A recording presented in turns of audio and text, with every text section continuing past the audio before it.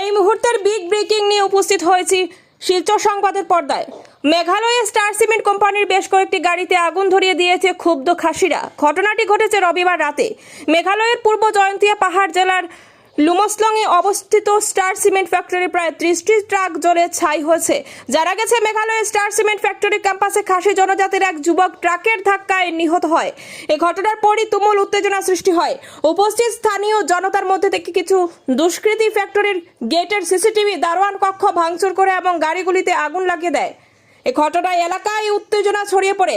Meghalaya police এবং দমকল বাহিনী এসে আগুন নেভালেও অন্ততপক্ষে 30টি ট্রাক জ্বলে ছাই হয়েছে বলে অসমর্থিত সূত্রে জানা গেছে।